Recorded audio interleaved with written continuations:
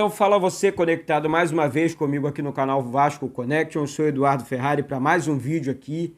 Trago informações do nosso Vasco, galera, beleza? Não deixe de se inscrever no canal, deixe o seu joinha aí, faça parte dessa nova história da gente falar de Vasco aqui comigo, Eduardo Ferrari. Seja membro do canal também, nos ajude a continuar crescendo, gente, cada dia mais, sabe, dá aquela moral aí, dá aquela força aí no canal.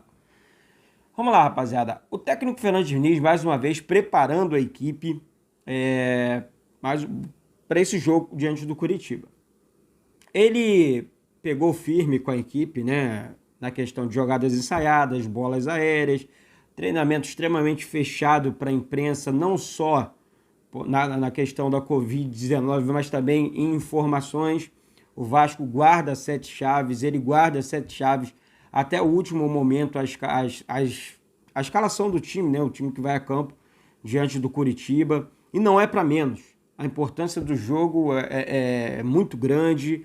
O Vasco precisa demais, vai vencer, mas assim, é um jogo de muita concentração contra o líder do campeonato, para dar moral no campeonato, para dar moral na temporada, no restante da temporada.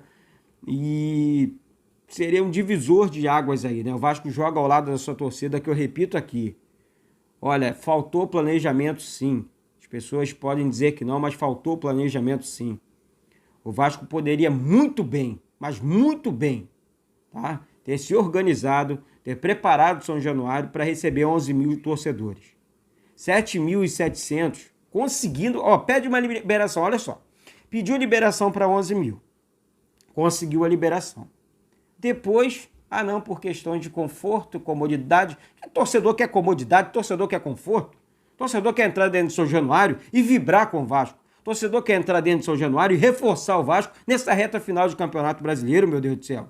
Que mané conforto, comodidade. O torcedor conhece São Januário. Torcedor quer ficar em pé, torcedor quer ficar sentado, torcedor quer xingar, torcedor quer brigar dentro de São Januário pelo time. Ajudar a empurrar esse time para a Série A do Campeonato Brasileiro de volta.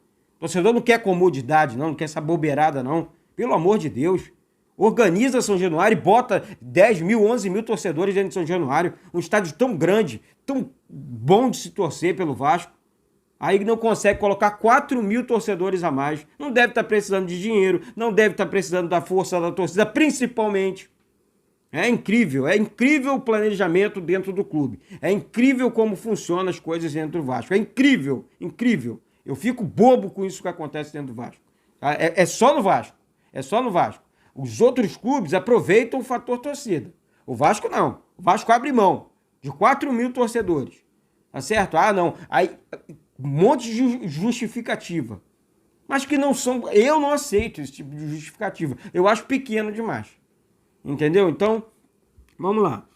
Continuar falando aqui, a gente perde até o raciocínio quando a gente lembra desses assuntos, porque falar do torcedor do Vasco, falar de São Januário, a nossa casa, um fator importantíssimo para o Vasco, para empurrar esse time aí de volta para a Série A, a torcida fazendo festa no Brasil inteiro em prol do Vasco, e Vasco dando umas caneladas, sabe, no final de temporada, pedir para ser pela crítica, falar assim, pelo amor de Deus, preciso receber crítica, pelo amor... Pô, a gente tenta aqui fazer algo maneiro pro time, até pro clube, levantar o astral, mas às vezes assim, são umas caneladas, assim, coisas amadoras, que nós, aqui fora, nós conseguimos, vamos planejar, vamos montar São Januário aqui, nós temos aí 3 semanas pro jogo, esse jogo há 3 semanas atrás, um mês atrás, poderia ter sido planejado pela diretoria, para que pudesse receber esses torcedores. Mas não. Aí chega em cima da hora 7.700 ingressos. Eu fico revoltado mesmo. 4 mil a menos. Tá? Até o presente momento aí, 4 mil ingressos, 4 mil e poucos ingressos vendidos. Imagina aí 11 mil torcedores ali dentro de São Januário. Bota a cabeça para funcionar, gente. Pelo amor de Deus. Então vamos lá, vamos falar do time. Então é isso, o técnico Fernando Diniz trabalhando duro para colocar esse time em campo, trabalhando muita posse de bola, repito aqui, bolas alçadas na área, essa bola tem que chegar no cano, o caminho dessa bola chegar no cano não pode ser só do Nenê. O Galarza pode ganhar a vaga sim no meio campo, já que o Andrei está de fora, o Galarza se destacando muito nos treinamentos, chama a atenção do técnico Fernando Diniz. de repente pode ser uma novidade. Repito, o técnico Fernando Diniz tem usado o segredo. Ele só coloca a escalação para fora, faltando 1 hora para a bola rolar. Né? Isso é mais ou menos esse naipe. E quer a opinião do Eduardo? Tem que ser desse jeito. O treinador, ele mostra o amor pelo clube, o profissionalismo agindo dessa maneira, colocando, olha, peraí, segura a onda, não vou divulgar com antecedência. O time é aquele mesmo. Ele tem ali a espinha dorsal do time. Porém, ele precisa acelerar o time, né? Colocando ali maior velocidade no meio-campo, que aí é que entra o Galarza. Maior volume de jogo, que é o que ele vem fazendo com o Vasco. O Vasco não é só construir, o Vasco precisa aproveitar mais essas oportunidades, né? De repente, ali com Daniel Morim e um Cano no ataque, nós não sabemos como que o Fernando Diniz vai escalar a equipe, né? Qual será a equipe mandada a campo.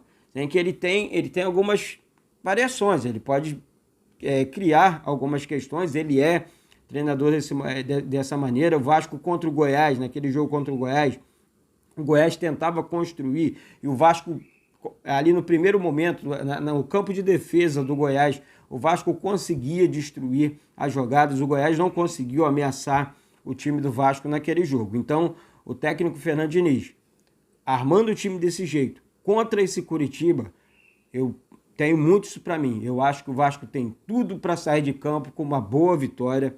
A zaga do Curitiba não é esse bicho de 7 cabeças, não é uma zaga tão ágil assim. Vai ter trabalho com o Cano, vai ter trabalho com o Nenê, vai ter trabalho se o Morato estiver em campo, estiver inspirado naqueles dias, como foi lá contra o próprio Goiás. O Vasco sai de campo tranquilamente com a vitória. Joga sério, joga firme, ao lado da torcida, porque tem condições de sair de vitória, com uma boa vitória, para dar moral, repito aqui, na sequência da temporada. Vamos falar desse juiz aqui, o Wilton Pereira Sampaio, que é uma preocupação muito grande fora de campo.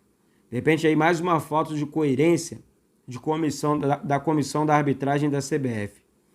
É um árbitro extremamente polêmico. Quem não lembra lá aquele Vasco-Bahia de 2020 que ele apitou, causando polêmica dos jogos do Vasco. É um árbitro que não agrada a torcida do Vasco, não agrada nem assim as pessoas que entendem de arbitragem e que falam, pô, esse cara já se envolveu em muitas polêmicas em jogos do Vasco, né? E o velho Guarizo, quem não lembra aí, o Guarizo na máquina do VAR, né? Aquele cara que apitou, que foi o árbitro do VAR no jogo contra o Internacional. Na maioria dos jogos, ele foi, do Vasco, ele foi o árbitro VAR, né, do jogo. Esperamos, recomendado pela FIFA, tá, para um VAR atuar, são 9 câmeras. O Vasco começou num erro aí em São Januário com 5 câmeras, agora o máximo 7 câmeras e sempre acontecendo coisas estranhas dentro de São Januário. Vamos abrir os olhos. Vamos, tá ligado. Jogador, viu que o árbitro fez besteira, pelo amor de Deus, saiam de campo. Prejudicou o Vasco, sai de campo. Deixa que o STJD resolva essa bulufa. Porque não adianta continuar em campo achando que, não, vamos ganhar. Não. Prejudicou, a equipe fica nervosa, a equipe fica tensa. Então fiquem atentos, tá? Diretoria do Vasco, abram os olhos com esse senhor aqui, o Wilton Pereira Sampaio. Não é árbitro para apitar um jogo, uma grandeza do jogo, não gosto dele, não gosto. É muito ruim, é tendencioso, tá certo? Então estaremos atentos, na verdade, tá? Nós estaremos ligados.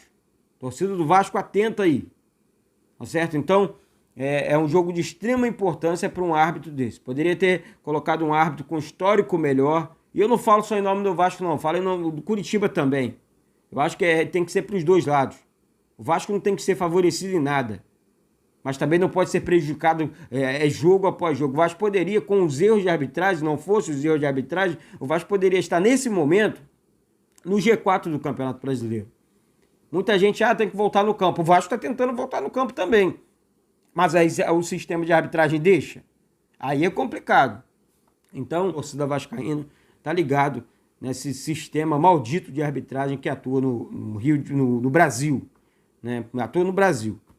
Mas enfim, galera, se inscreve aí no canal, vamos juntos, estaremos ao vivo, direto de São Januário, e quero ter você aqui comigo, do meu lado, para mais uma transmissão, tá certo? Beijo no coração de todos e saudações vascaínas.